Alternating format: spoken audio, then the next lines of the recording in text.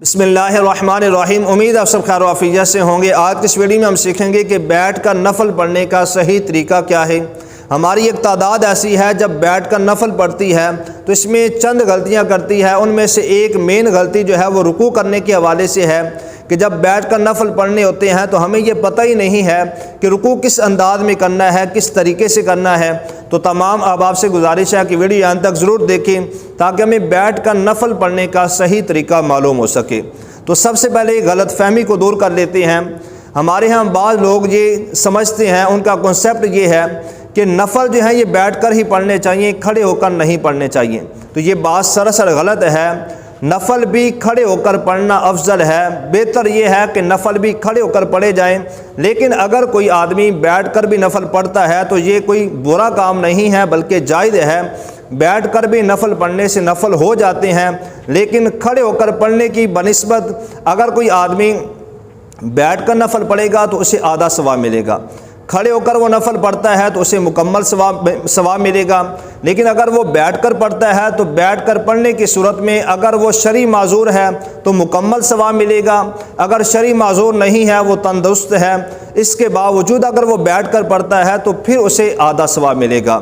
لیکن یہ بات یاد رہے، فجر کی 2 سنتیں، فرائض، فجر کے 2 فرض، ظہر کے 4 فرض، عصر کے 4 فرض، مغرب کے 3 فرض اور عشاء کے 4 فرض اور عشاء کے 3 وتر اور عیدین کی نماز، عید الفطر کی نماز اور عید الاضحیٰ کی نماز، یہ نمازیں ایسی ہیں جو کھڑے ہو کر پڑھنا ضروری ہیں، جن میں قیام فرض ہے۔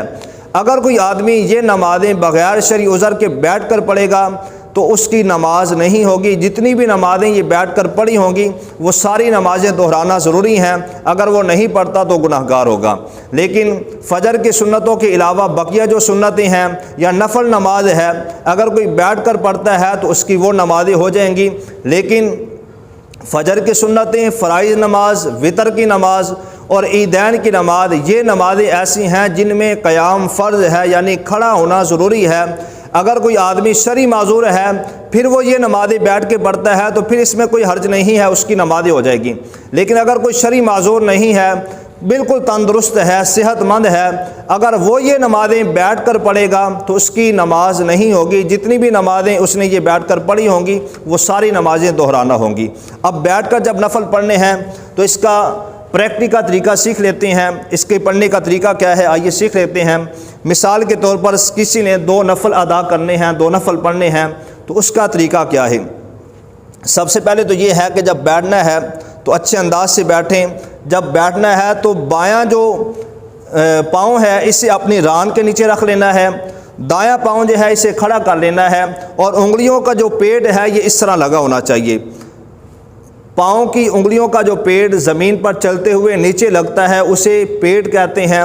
اور جب بیٹھنا ہے، بیٹھ کر نفل پڑھنے ہیں تو بایاں پاؤں ران کے نیچے ہو، دایاں پاؤں جو ہے اسے کھڑا کر کے رکھنا ہے اور انگلیوں کا پیڈ بالکل اس طرح لگا ہوا ہو۔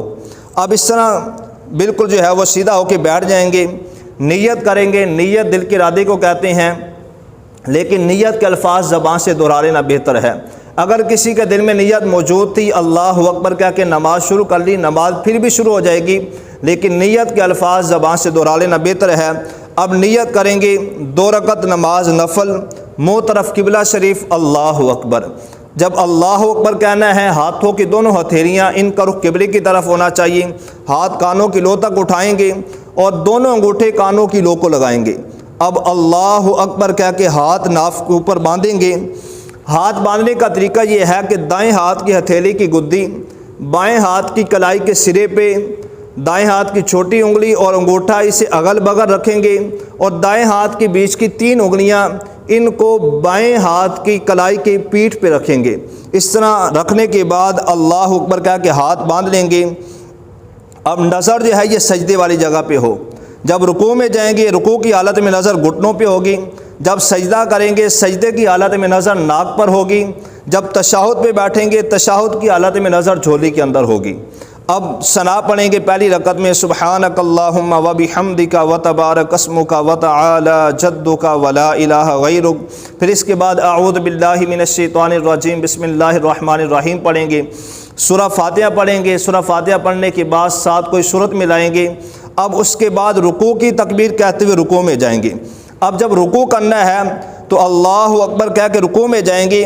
رکوع کرنے کا درست طریقہ اور صحیح طریقہ یہ ہے کہ اتنا جھکنا ہے کہ جو سر ہے یہ گھٹنوں کے برابر ہو۔ اعلیٰ حضرت امام احمد رضا خان رحمۃ اللہ تعالیٰ علیہ سے سوال کیا گیا، فتاویٰ رضویہ میں ہے کہ اعلیٰ حضرت سے سوال ہوا کہ جب کوئی آدمی بیٹھ کر نفل پڑھے تو نفل جب بیٹھ کے پڑھنے ہیں تو رکوع کرنے کا انداز کیا ہو، کتنا جھکے؟ تو اعلیٰ حضرت امام احمد رضا خان رحمۃ اللہ تعالیٰ علیہ نے جواب دیا کہ جب کوئی بیٹھ کر نفل پڑھے تو جب رکوع کرنا ہے تو اتنا جھکے کہ اس کا جو سر ہے یہ گھٹنوں کے برابر ہو۔ بعض لوگ کیا کرتے ہیں، زیادہ جھک جاتے ہیں اس طرح، یا بعض جو ہے پیچھے سے ران بھی اٹھا لیتے ہیں، تو یہ درست طریقہ نہیں ہے، یہ غلط ہے۔ درست طریقہ یہ ہے کہ جب رکوع کی تکبیر کہتے ہوئے رکوع میں جائیں گے اللہ اکبر کہہ کے تو اتنا جھکنا ہے کہ سر جو ہے یہ گھٹنوں کے برابر ہو اور نظر جو ہے یہ گھٹنوں پر ہو۔ اب تسبیح پڑھیں گے رکوع والی 3 بار 5 بار یا 7 بار، سبحان ربی العظیم سبحان ربی العظیم سبحان ربی العظیم، پھر سمیع اللہ لمن حمدہ کہہ کے سیدھا ہوں گے۔ اب سجدے کی تکبیر کہتے ہوئے سجدے میں جائیں گے اللہ اکبر۔ اب سجدے کی تسبیح پڑھیں گے 3 بار 5 بار یا 7 بار اور نظر جو ہے یہ ناک پر ہو، سبحان ربی الاعلیٰ سبحان ربی الاعلیٰ سبحان ربی الاعلیٰ۔ اب اللہ اکبر کہہ کے سیدھا ہو کے بیٹھیں گے، پھر دوسرا سجدہ کریں گے اللہ اکبر کہہ کے 3 بار تسبیح پڑھیں گے سبحان ربی الاعلیٰ سبحان ربی الاعلیٰ سبحان ربی الاعلیٰ، اللہ اکبر کہہ کے دوسری رکعت کے لیے بیٹھیں گے۔ دوسری رکعت میں بسم اللہ کے ساتھ الحمد شریف پڑھیں گے، ساتھ کوئی سورت ملائیں گے۔ اسی طرح رکوع و سجود کر کے التحیات پہ بیٹھیں گے، التحیات مکمل یوم یقوم الحساب تک پڑھ کے دونوں طرف سلام پھیر دیں گے۔ لیکن یہاں یہ بات یاد رہے، جب سجدہ کرنا ہے سجدے کی حالت میں پاؤں کی ایک انگلی کے پیٹ کا لگنا یہ فرض ہے۔ یہ بہت اہم مسئلہ ہے، ہماری ایک تعداد ایسی ہے جو اس مسئلے سے غافل ہے، انہیں اس مسئلے کا پتہ ہی نہیں ہے، نہ واقفیت کی بنا پر اپنی نمازیں وہ خراب کر رہی ہوتی ہے۔ تو یہ بہت اہم مسئلہ ہے، توجہ سے سنیے گا۔ سجدے کی حالت میں پاؤں کی ایک انگلی کے پیٹ کا لگنا یہ فرض ہے، ہر پاؤں کی 3 انگلیوں کے پیٹ کا لگنا یہ واجب ہے، اور 10 انگلیوں کے پیٹ کا لگنا یہ سنت مبارکہ ہے۔ سجدے کی حالت میں اگر کسی نے پیچھے سے پاؤں اٹھا لیے اب اس کی نماز ٹوٹ جائے گی، نماز جاتی رہے گی۔ جب سجدہ کرنا ہے تو اس پر غور کرنا ہے توجہ کے ساتھ کہ سجدے کی حالت میں چلتے ہوئے پاؤں کی انگلیوں کا جو پیڑ زمین پہ لگتا ہے اسے پیڑ کہتے ہیں۔ تو سجدے کی حالت میں پاؤں کی ایک انگلی کے پیٹ کا لگنا یہ فرض ہے، تو سجدہ غور سے کیا جائے۔ حضور علیہ السلام کی حدیث مبارکہ ہے، حضور علیہ السلام نے ارشاد فرمایا کہ آدمی 60 سال تک نماز پڑھتا رہتا ہے لیکن اس کی کوئی بھی نماز رب کی بارگاہ میں قبول نہیں ہوتی۔ عرض کی گئی یا رسول اللہ صلی اللہ علیہ وسلم وہ کیوں؟ کہ ایک آدمی نے زندگی کا ایک حصہ رب کی عبادت کرتے ہوئے گزار دیا لیکن اس کے باوجود اس کی کوئی بھی نماز رب کی بارگاہ میں قبول نہیں ہوئی۔ فرمایا اس لیے کہ وہ رکوع اور سجود صحیح طریقے سے ادا نہیں کرتا تھا۔ تو ہم خود غور فرما لیں کہ ہم جب رکوع کرتے ہیں تو ہماری کیفیت کیا ہوتی ہے، جب ہم سجدہ کرتے ہیں تو سجدے کی حالت میں ہماری کیفیت کیا ہوتی ہے۔ جس طرح حضور کی حدیث مبارکہ ہے کہ حضور علیہ السلام نے ارشاد فرمایا کہ اللہ تبارک و تعالی بندے کی اس نماز کی طرف نظر ہی نہیں فرماتا کہ جو بندہ رکوع اور سجود صحیح طریقے سے ادا ہی نہیں کرتا۔ تو ہم خود غور فرما لیں کہ جب ہم نماز پڑھتے ہیں تو ہماری نماز پڑھنے کی کیفیت و حالت کیا ہوتی ہے۔ اب اسی طرح ایک بہت اہم مسئلہ ہے، ہماری ایک تعداد وہ اس مسئلے سے ناواقف ہے اور یہ فعل نماز کے اندر کر رہی ہوتی ہے۔ جب وہ نماز پڑھتی ہے چاہے وہ کھڑے ہو کر پڑھے نماز یا بیٹھ کر پڑھے، نفل نماز ہو یا فرض ہو یا سنتیں ہوں یا وتر نماز ہو، تو ایک تعداد ایسی ہے جو یہ غلطی کر رہی ہوتی ہے۔ مثال کے طور پر اگر کوئی بیٹھ کر نماز پڑھ رہا ہے، نفل پڑھ رہا ہے، اب وہ رکوع میں گیا، اب اس نے رکوع کی تسبیح پڑھی، تھوڑا سا سر اٹھایا اور ساتھ ہی سجدے میں چلا گیا۔ اب یہ جو ہے رکوع سے سیدھا کھڑا ہونا جو ہے یہ واجب ہے، اسے قوما کہتے ہیں، اور نماز میں واجب کو ترک کرنا چھوڑنا اس سے سجدہ سہو واجب ہو جاتا ہے۔ آخر میں سجدہ سہو کریں گے تو نماز مکمل ہوگی ورنہ نماز مکمل نہیں ہوگی۔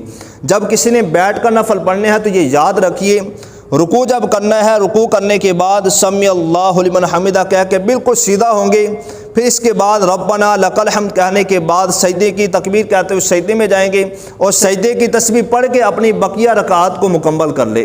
اب اسی طرح بعض لوگ سجدے میں جاتے ہیں تو سجدے سے تھوڑا سا سر اٹھاتے ہیں اور ساتھ ہی سجدے میں چلے جاتے ہیں، تو اس طرح کرنے سے بھی سجدہ سہو واجب ہو جاتا ہے، واجب چھوٹتا ہے اور سجدہ سہو واجب ہو جاتا ہے۔ آخر میں سجدہ سہو کریں گے تو نماز مکمل ہوگی، ورنہ نماز مکمل نہیں ہوگی۔ تو بیٹھ کر بھی جب نفل پڑھ رہے ہوں تو یہ یاد رہے، ایک تو یہ ہے کہ جب رکوع کرنا ہے، رکوع کرنے کے بعد بالکل سیدھا ہو کے بیٹھنا ہے، اس کے بعد سجدے کی تکبیر کہتے ہوئے سجدے میں جائیں گے۔ جب دوسرے سجدے کے لیے اٹھنا ہے تو دو سجدوں کے درمیان جو وقفہ ہے اسے جلسہ کہتے ہیں، اور یہ واجب ہے۔ دو سجدوں کے درمیان کم از کم ایک بار سبحان اللہ کہنے کی مقدار بیٹھنا چاہیے، بلکہ مستحب یہ ہے کہ دو سجدوں کے درمیان اللہم اغفر لی پڑھا جائے۔ اسی طرح پھر دوسری سجدے کی تکبیر کہتے ہوئے سجدہ کر کے اپنی رکعت مکمل کر لیں گے۔ اب کسی نے واجب چھوڑ دیا نماز کے اندر، اب سجدہ سہو واجب ہو گیا، تو سجدہ سہو کرنے کا طریقہ کیا ہے یہ بھی سیکھ لیتے ہیں۔ اگر کسی نے نماز کے اندر کسی واجب کو ترک کر دیا، چھوڑ دیا، تو اس پر سجدہ سہو واجب ہو گیا۔ اب آخر میں اس پر سجدہ کرنا ضروری ہے۔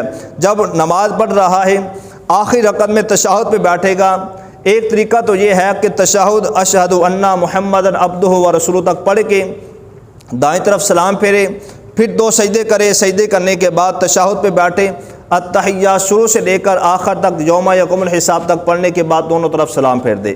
ایک طریقہ تو یہ ہے سجدہ سہو کرنے کا۔ دوسرا سجدہ سہو کرنے کا طریقہ یہ ہے کہ جب آخری رکعت میں تشہد پہ بیٹھیں گے، تشہد پڑھیں گے، آگے درود پاک پڑھیں گے، درود پاک پڑھ کے دائیں طرف سلام پھیریں گے، پھر اس کے بعد دو سجدے کریں گے، دو سجدے کرنے کے بعد پھر تشہد پہ بیٹھیں گے، تشہد پڑھیں گے، درود پاک پڑھیں گے، آگے دعا پڑھ کے یوم یقوم الحساب تک پڑھنے کے بعد دونوں طرف سلام پھیر دیں گے۔